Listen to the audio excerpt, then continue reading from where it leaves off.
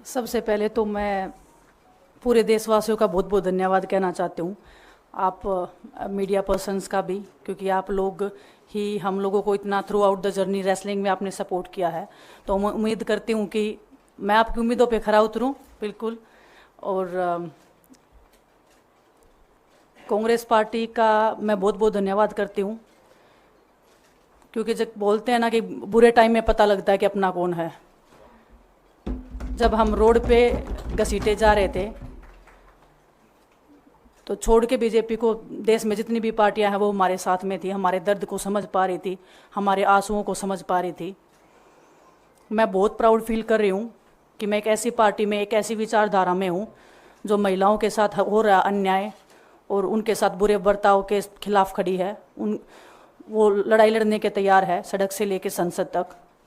और मैं विश्वास दिलाती हूँ पूरे देशवासियों को कि जो मेहनत, जो लगन से हमने रेसलिंग में काम किया है, हम चाहते हैं कि देश के हर एक नागरिक को जो दर्द, जो तकलीफ हमने झेली है, खासकर महिलाओं के लिए, हर एक उस महिला के साथ में हम खड़े हैं जो अपने आप को लाचार, अपने आप को बेबस समझती है।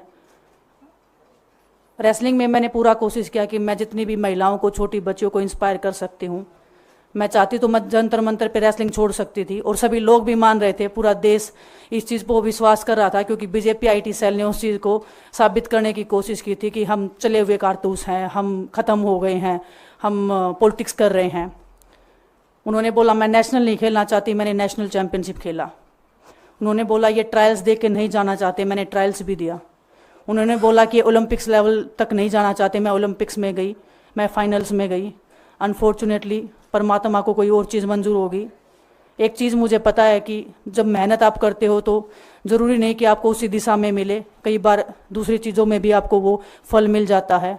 और परमात्मा ने मुझे मेरे देश के लोगों की सेवा करने का जो मौका दिया है, वो मैं मानती हूँ कि उससे बड़ा पुण्य का काम कोई नहीं हो सकता है। मेरे लिए बहुत प्राउड की बात है। बहुत एक मैं नई पारी की शुरुआत कर रही हूँ आज से। मैं चाहती हूँ कि जो हमने फेस किया एज ए खिलाड़ी होने के नाते, उन सब खिलाड़ियों को वो चीज़ ना फेस करनी पड़े। हम उनकी लड़ाई में साथ हैं। शायद उनको आज हिम्मत मिले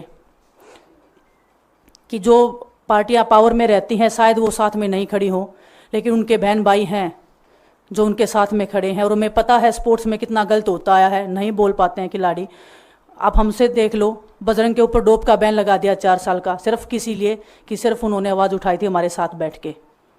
तो उसका भुगतान हम कर रहे हैं, आज तक कर रहे हैं, लेकिन हम डरेंगे नहीं, पीछे नहीं हटेंगे। जो लड़ाई थी वो जारी है, ख़त्म नहीं हुई है। कोर्ट में हमारा केस चल रहा है, वो लड़ाई भी हम जीतेंगे, ज़िंदगी की जंग भी हम जीतेंगे।